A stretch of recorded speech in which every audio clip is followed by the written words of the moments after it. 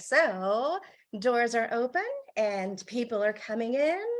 Great. Welcome, people. We'll get started Hello. in a second. We'll let people make their way in.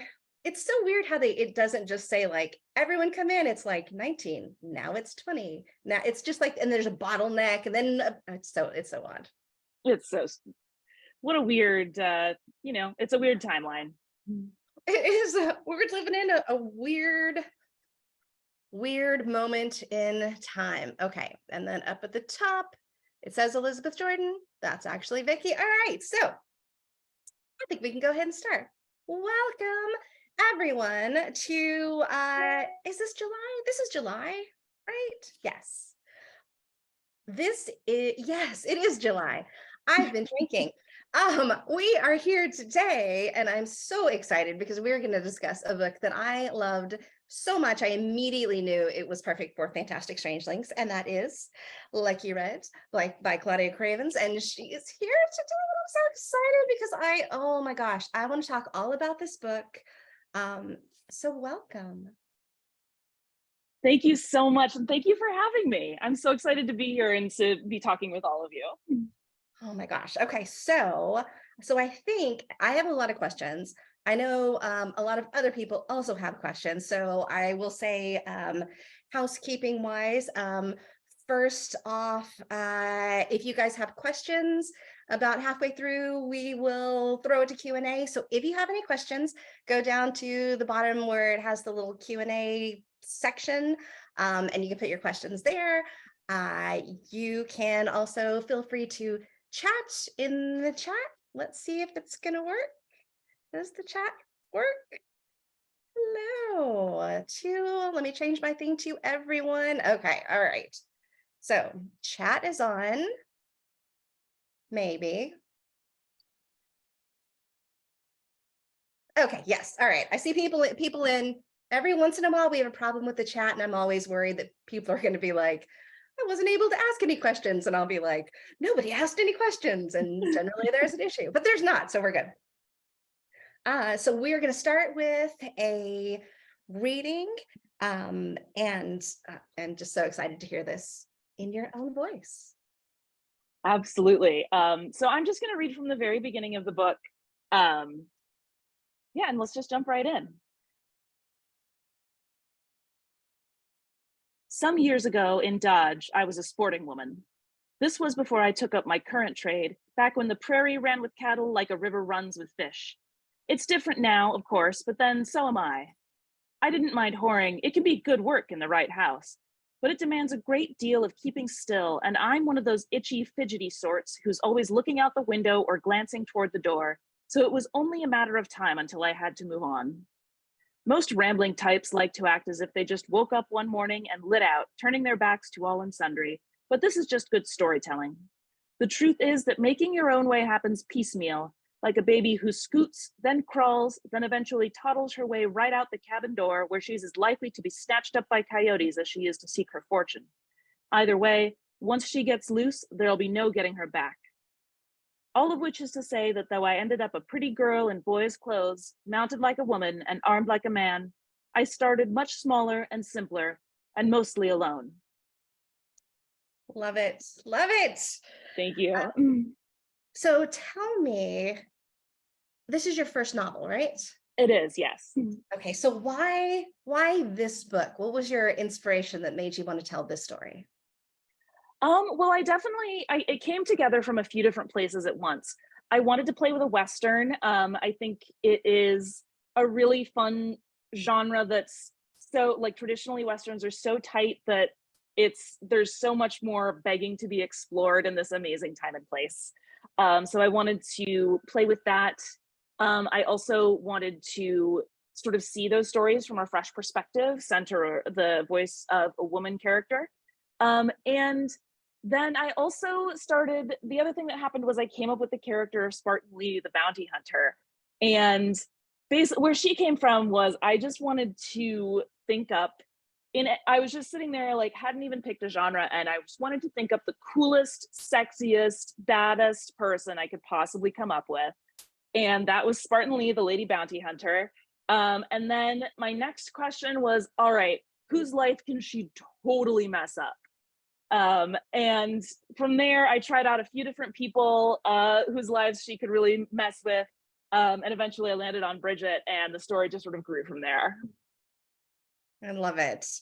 Okay, so when I'm talking about the characters, part of me wants to be like, oh, the sex workers, because that's, a nicer way of saying it. But then also part of me is like the whores, because that's how they were, Mhm. and then I'm like, no, the bordello workers, and no, the cat. I don't know. So the soiled doves. So Oh God, right. the worst. That term is so gross. I learned the cowboys used to call sex workers soiled doves, and I was like, okay, that's going nowhere in this book. That is horrifying. I'm so glad, because it sounds, I mean, honestly, the dirty birds is really, but also, what are you doing with those doves that you're so, oh no. It's Yeah, very complicated. Yeah. it's not good.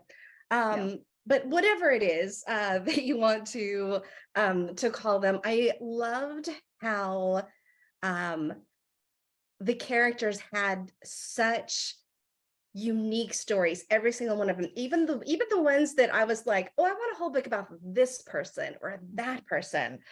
um how did you come up with this ensemble cast?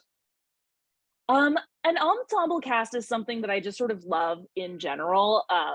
I love, I think like one of my big inspirations there is the director Robert Altman. When you watch his films, you can just tell that every little side character has their own whole life happening, and we're just happening to see the slice of their life that bumps against this story that we're watching. And I just always found that really fascinating and wonderful. And you see like sort of the same thing in like a lot of Hitchcock side characters. There'll always be like one wacky like hotel receptionist or something, and like it really lends a lot of color to the scene. But I also it they just sort of they grew out of the environment. It was as I was building the world of the Buffalo Queen brothel, it was, Bridget's not alone here, obviously, and it's, this business needs certain people in order to run, and so I started pulling them up out of the woodwork and just being like, okay, and what's your deal, and what's your deal, and where are you from, and just sort of letting them evolve and balance each other out. Like part of it was also just practical, like so they had to have differences so that like they would balance each other, and so like we could tell them apart. um so and I wanted to create this dynamic world for Bridget to be living in. And I think it's really aided by the fact that the story takes place at a workplace. And workplaces have like you'll have an odd cast of characters in your office, in your store, in your warehouse, in your like there are often oddballs and people you do get along with and people you don't get along with. And so I was just sort of taking that approach. Got it. Um, so and I will pre-warn anybody that we're going to get into spoilers. So if you haven't finished this book, you might want to come back to the YouTube, because this may be the point where we start to get into some spoilers. So who was your favorite character? Or do you Um, have one? I mean, I love them all in their own ways. And they've sort of all been my favorite at different times. For a long time, Constance was my favorite character. Um, but I think and then I think here towards further along with the book, my favorite character is Lila. The Buffalo Queen has two madams, and Kate and Lila. And Lila's sort of more of like the pit boss, floor manager. And I just sort of like I gained so much affection for her. She's that boss who's tough but fair, and that authority that you chafe against, but are like, oh, she really knows what she's talking about. And so I came away with a lot of affection for her, and I came away from the story feeling like Lila's gonna be okay. Like, I think Lila is the person I am the least worried about. Same, same. And I loved Constance. Oh, Honestly, thank you. I was like, I want a whole book just on Constance. I want not only do I want a whole book just on Constance, but I also want like her playlist, but just of all the books that she would read. So I would be like, because I see it. I was like, hey, like that kind of seems like not a terrible job if you just get to read in between. Okay. Hmm. Probably not ideal, but you know, um, how did you do your research on this, on the Um, Old West and bordellos and gunslingers and yeah. My research process is like, to be honest, like probably not the best because I'm a novelist first and a historian like fifth, if anything. But I think for me, the most important thing in creating this historical setting is making the world of a novel feel real. So my high level like facts were just like very cursory Google searches, like was Kansas a state or a territory? Like that level of looking into things. And then just to make sure. And then but most of it happened from the bottom up. So I spent a lot of time like looking at old Sears and Roebuck catalogs and watching a ton of Westerns and looking for common threads and like in the sets and the props and the costumes, thinking about how things would smell, looking into like what people were eating and how they were cooking it. And the biggest thing that I did a ton of research on was the clothing. I'm on for this I have an incredible resource. My mom is a costume designer by training, and has this encyclopedic knowledge of historical American clothing. So I did a lot of the writing during the lockdown, and I would like be watching a Western or watching Deadwood or something, and I would screen cap it and drop it in our iMessage chat and be like, okay, so is this shirt scratchy or soft? And like, how long can you wear this before it gets holes in it? And like, she gave me all of these great little details. You know, I learned that jeans would be like anachronistic. They were still only a California thing, which who knew? Um, and most people got their clothes by like sending away back east and then getting them and then wearing them to absolute rags in the West, which is why you see like a common thing to see in a Western is a guy in like a wool frock coat and a bowler hat that is 100% impractical on the prairie. Um, so my process was very much about like building this day-to-day world that would be like really present and physical and tactile. Just because I mean that's we live and die in our everyday lives. Like that's where our lives happen, in where and how we wake up and who we talk about nothing with and what our food tastes like and whether our clothes are comfortable. Like that is such the stuff of life. And I did like some sort of higher level research on like how sex work worked in the West, um, just to get a sense of things. And the biggest thing I learned that actually you do see reflected in the book is that there was a lot of disdain from like respectable women for sex workers, but for women who were doing higher end sex work, that disdain was completely mutual. And they were like, you have nothing we want.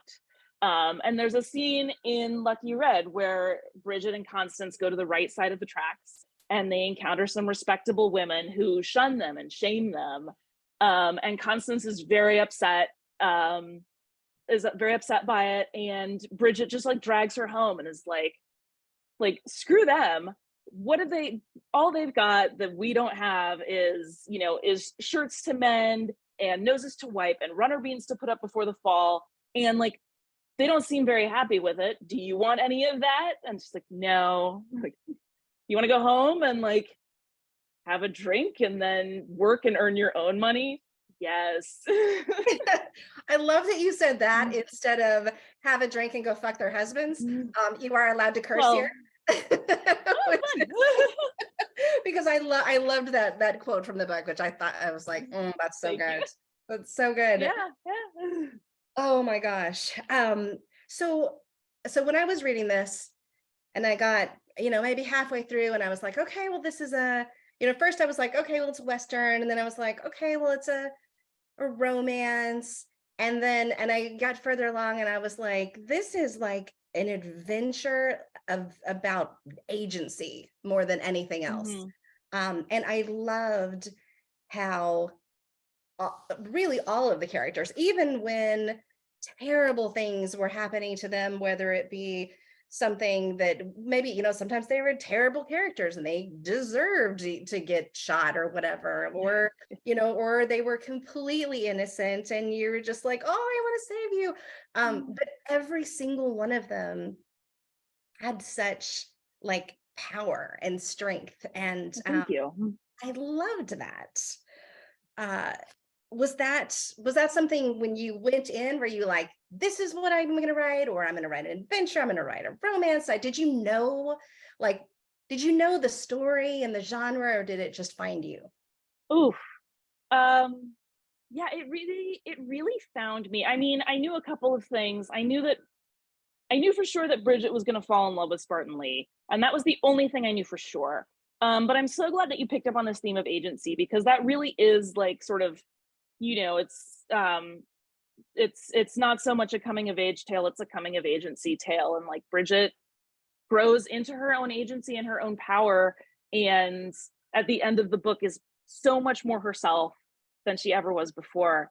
But that was like all a discovery process for me. The way that I write is like sort of this like stretched out slinky shape, where like I'll have an event on the horizon that I know I want to get to, but like how I'm going to get there is anybody's guess. I have no idea. Sometimes I don't even know what shape it's going to take. I'm like, there's going to be a betrayal, and that's all I've got. And so then I just work cyclically where I'll like write for a bit and then be like, oh God, I've got too much in my head to keep track of. I need an outline, and then make an outline and then write from the outline for a bit and then go, this outline sucks. None of this is going to work, and throw the outline out and then keep going for a while and then be like, shit, I need an outline. I can't keep track of all this. And so it's just like, That is really helpful. Actually, as a writer, that's oh, really helpful to listen to and go, oh, okay, I'm not the only one who like struggles for like, how do I find the end here? Okay, good. well, it drives me crazy, to be honest, because I would love to think that like I could make an outline and then just complete it, because that sounds so much easier, right? That sounds like writing a novel would then just be paperwork. But the problem is that if you do that, it just sort of, for me at least, it feels just like, okay, well, I made up the story. Now why bother writing it?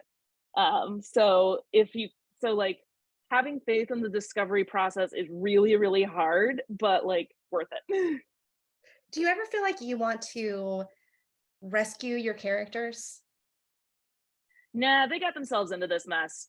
Um, there, it'll be sort of like I this is I think this is where like my sort of manipulative side comes, my Machiavellian side comes out, because I'm like a great example, and a great example from the book is Pierre, Constance's like sort of basically best friend fuck buddy. Um, he comes to town, they play cards together, they hang out, they have a good time, they sleep together, but they're not like in love. But I wanted to give her something nice so that I could take it away. And so I wind up doing things like that, where I'm like, let's give, we all love you. Let's give you something nice, and then we'll take it away, and then everybody's gonna be really upset. Or like, I'll be like, oh, you've been having a really hard time. You should have something good happen to you. Um, I'm just sort of always like sort of trying to balance the scales, but like rescue, I don't know. I don't always know what that would mean, like, because what they need and what they want are often so at odds. And then like there's the third factor of what the story needs. And sometimes at the end of the day, I'm gonna do what the story needs. Yeah. Well, it worked. It works. Thank It you. works perfectly. Um, so as I was reading it, and Spartan Lee shows up, and I'm like, oh, this is okay, all right, I can see where we're getting. And I, the further it got, I was like, I don't really like this Spartan Lee. lady's kind of a bitch. She's not very nice Mhm. at all. And I was like, and then and when it happened and there was this, betrayal, I was like, oh, thank God, you deserve somebody better. Um, which is like it's terrible. It's terrible that I'm like, Yeah, oh, yeah. you were betrayed, because you deserve somebody better. But also, I felt like a really bad feminist because I was like, okay, first of all, I still want her to be in love. So I'm like, who else could be her love interest? But I love that in the end it was like, oh, you know who she cares about? Like she gets to care about herself. She gets to care, Yeah. and I love that, and I was not expecting it, and that doesn't usually happen to me, and I usually can tell in advance, like, really, this is what's going to happen, and then I was like, okay, all right, Oh, well, thank you so much. Yeah, like, like I said, I that's what Bridget needs.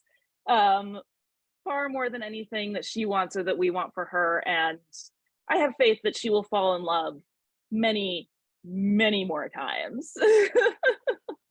yes. Let's see. So we talked about. I'm going through on my list because I had all these questions. Let's see. Who do you relate to the most in the book, or is Oh, there someone? I don't know. I feel like I relate to all of them in different ways. I think the thing that binds all of the women at the brothel together for me is that, like, they are, sort of going back to the notion of the soiled doves. We have this sort of when we write about sex workers in historical fiction, there's usually two archetypes. There's like the fallen woman, and there's like the rootin' tootin' happy hooker. And I was thinking about these women and like doing a little bit of reading and just like considering and thinking like, these sound like people with jobs. These sound like skilled professionals to me. And so that's sort of how I wanted to approach them all. And so with that as the central point, they're all sort of like, I relate to them all in different ways. Constance is turning this difficult situation to her advantage. She's like squeezing as much enjoyment as she can out of her workday by like reading between tricks, and some of the side characters are like finding their own ways to amuse themselves. Like one of them makes tons of tips just by like keeping card players company, and one of them's super friendly and outgoing, and she just churns right through those guys. um and so like, and then I relate so much to like Lila being like, okay, but like we got a business to run here.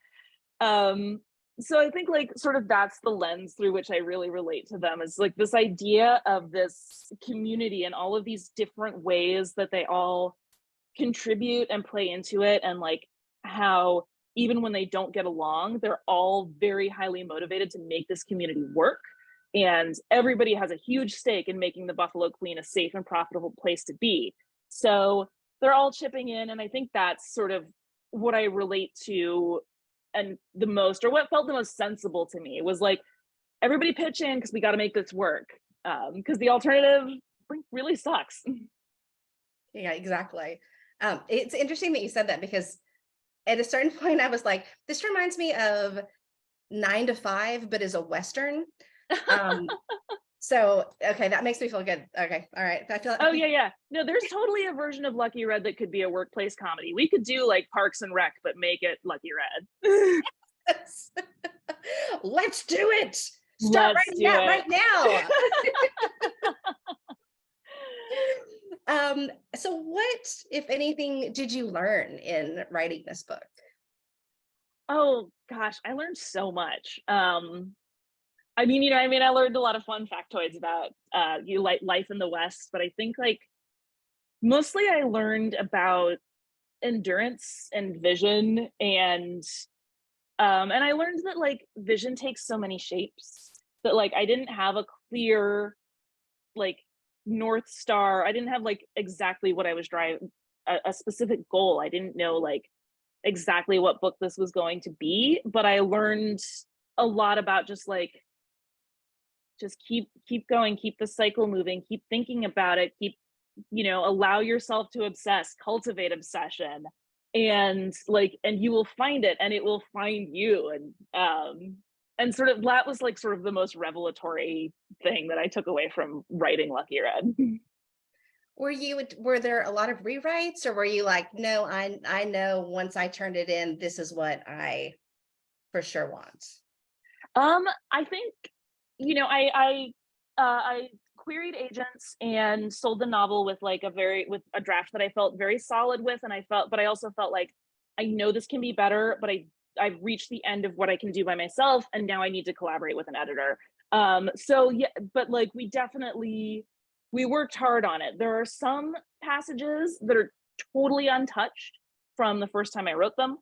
And there are some passages that, were made up brand new, like very late in the game would be like, we need a quick scene about this.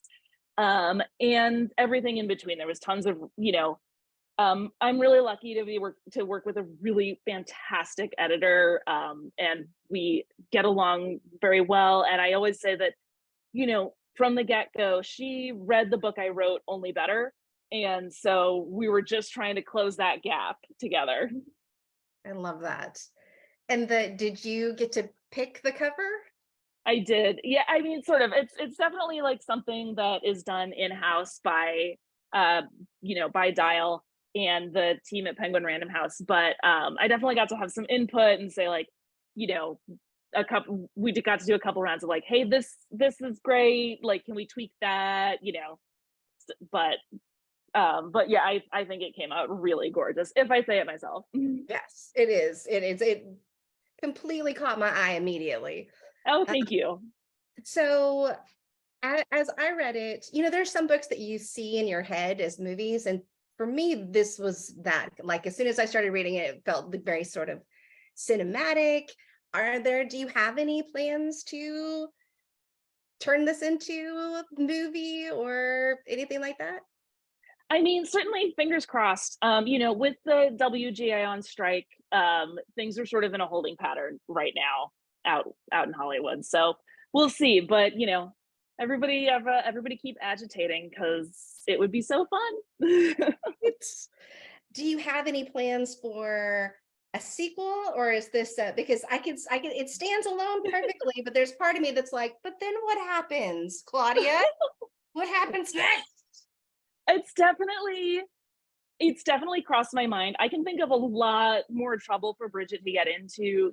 She's someone who always follows her heart and always does, and she's like impulsive and passionate. And people like that have the potential to cause so many problems, which makes for great fiction. But so I can definitely think of a lot of things for Bridget. I do need a little bit of a break from her because although I can imagine so many places for her to go and all sorts of trouble to get into, I am so sick of her shit. It's just like, I spent 4 years with a rebellious 16-year-old who like cannot take good advice to save her life. So Yes.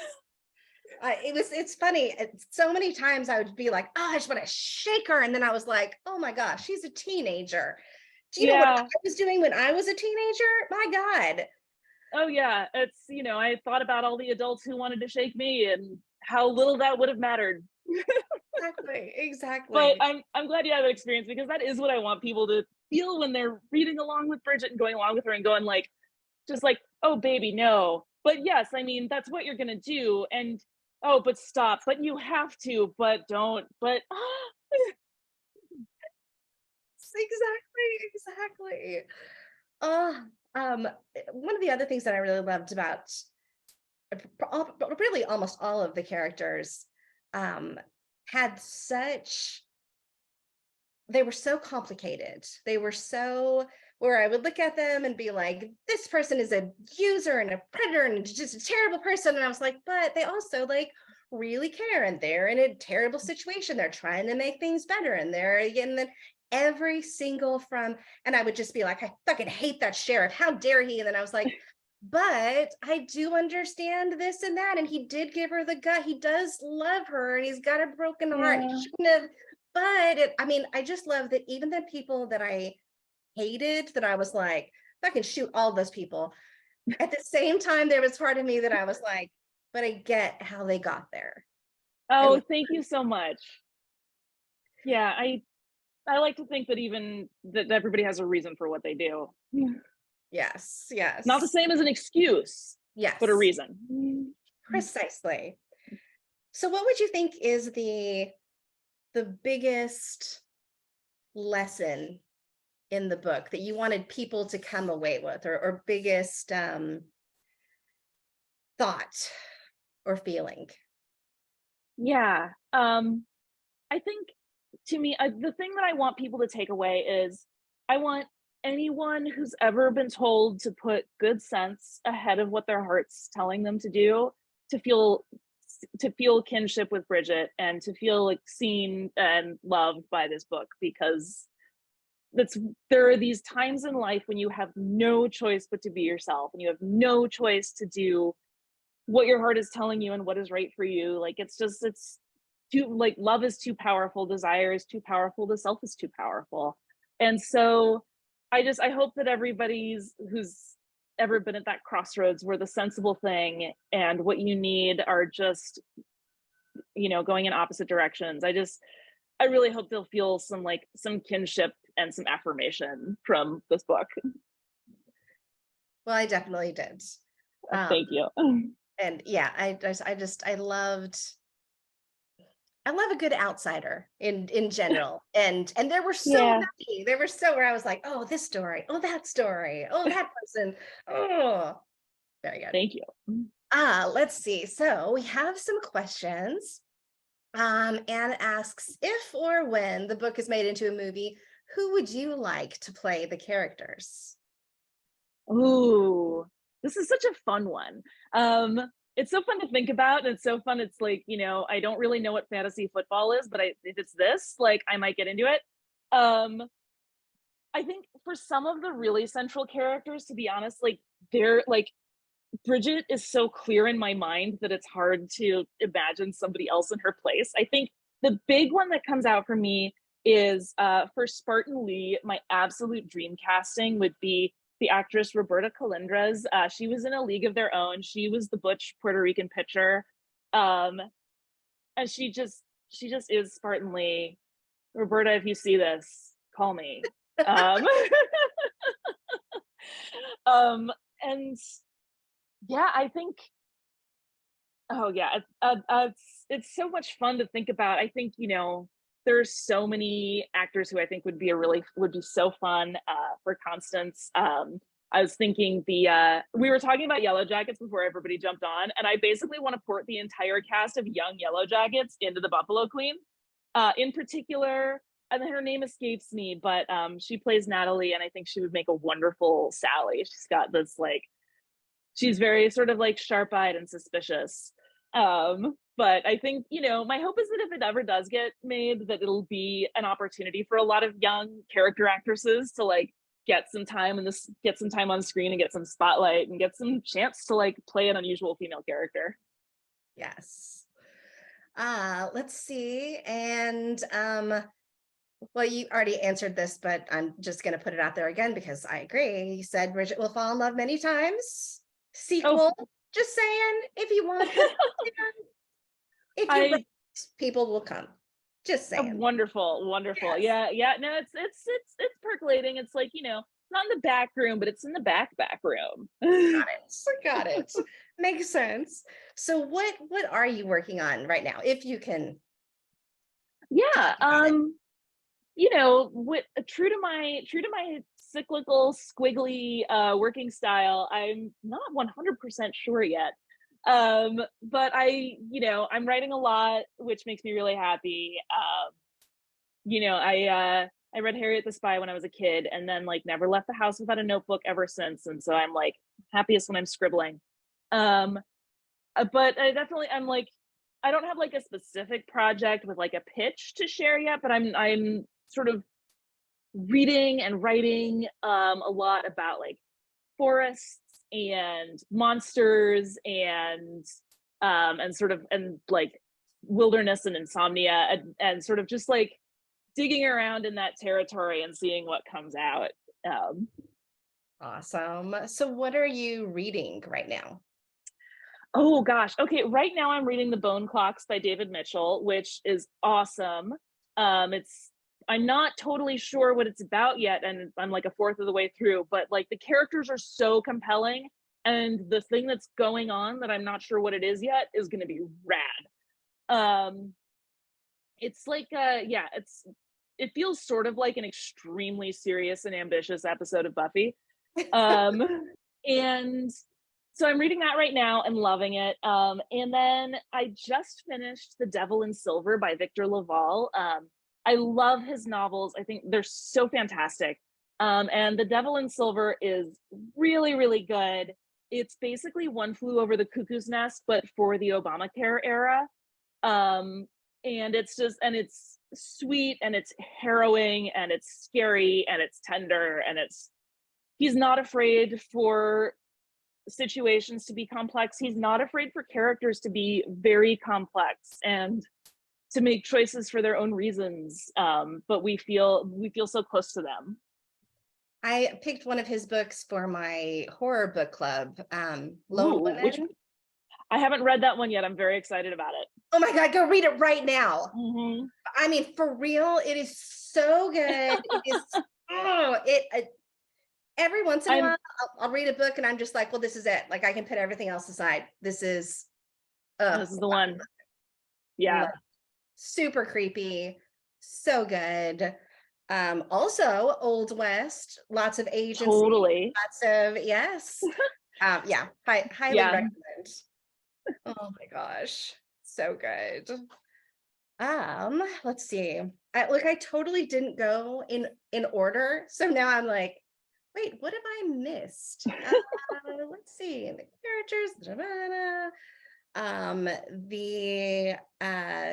I love that one of the things that you sort of explore is disenchantment. And it's almost like the disenchantment has already been lost before it's ever been gained. And I think that's probably because, Bridget comes from already super hard scrabble, already super, down on her luck. And I loved the fact that all of the characters, I could see myself in that role being like, well, that's it. I want to die now. That's it. I'm dead. Oh no.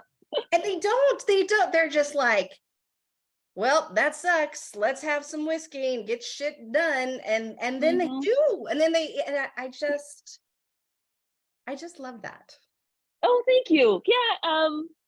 I think, what are you going to do? I think there's, and I think I love that you talked about like Bridget being sort of so disenchanted from the beginning. I think it's a real part of her vulnerability that she arrives at the Buffalo Queen so jaded about life in general, and then she encounters the one thing about which she is totally unjaded, which is love and desire.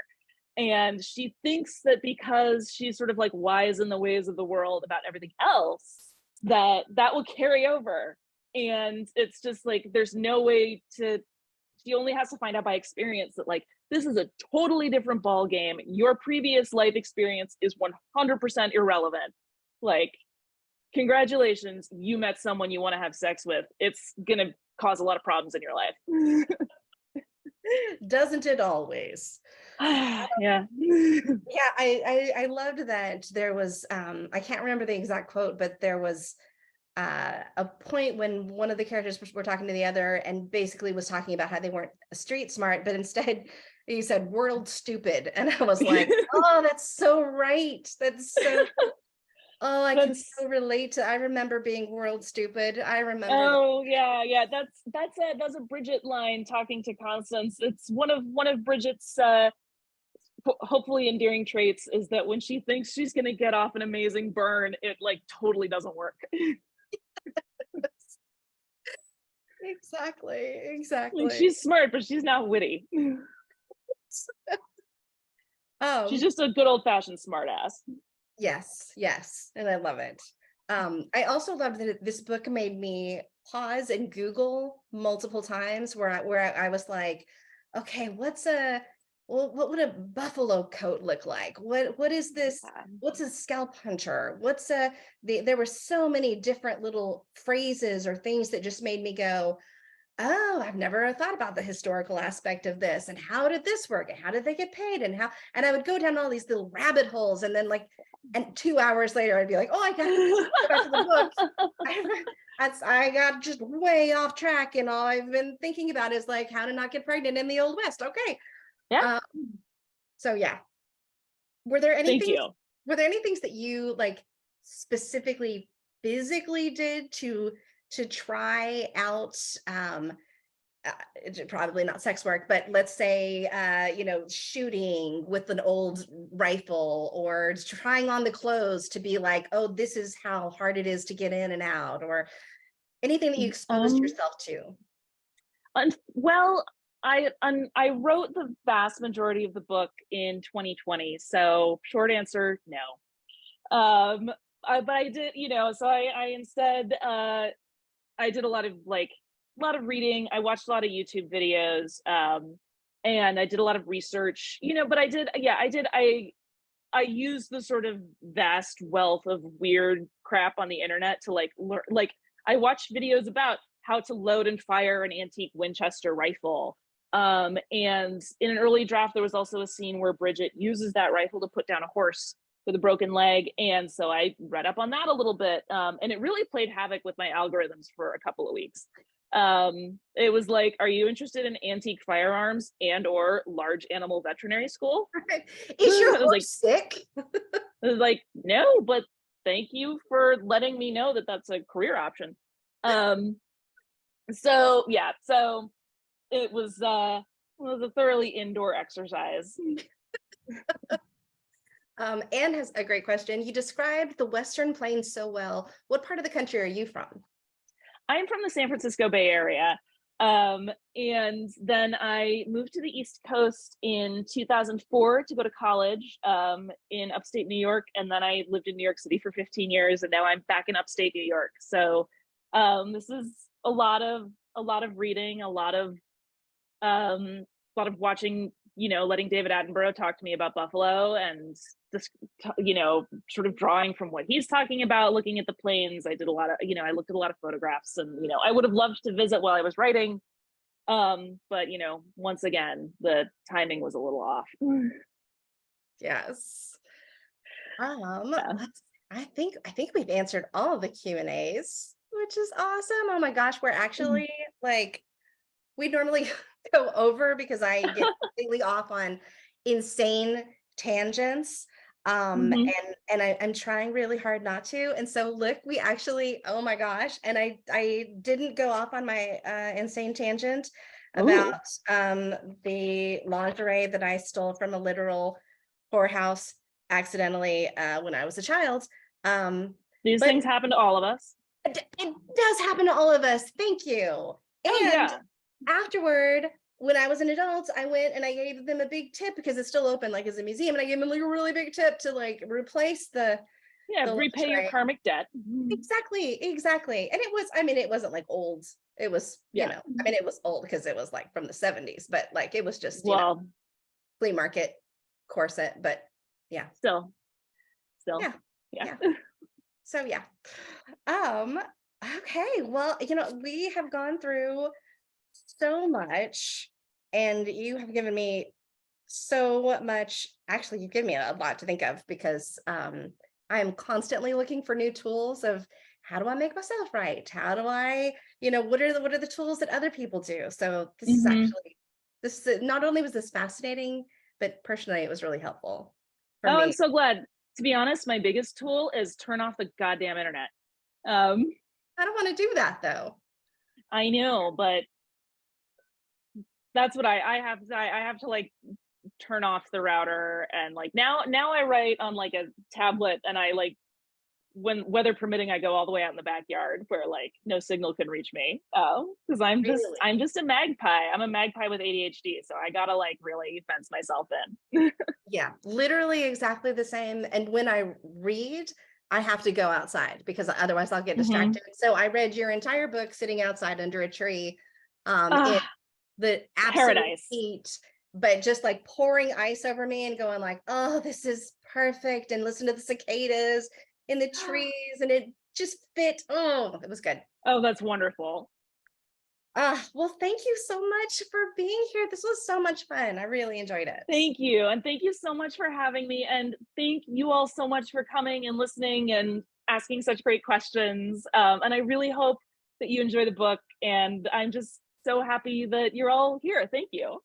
Oh, it was so much fun. So much fun. Okay, so everybody, next month is or this month, it's July, is How Can I Help You?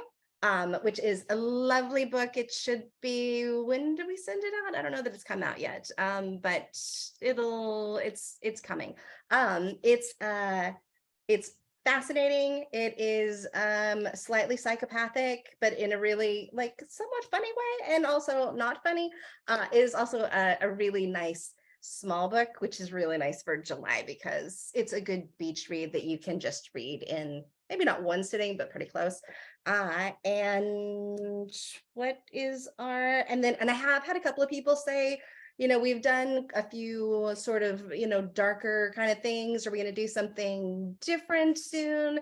And I will say, I'm not going to tell you exactly what it is, but I will say next month's book is funny, sort of memoir-y, for one of my favorite people. And you're really going to like it too.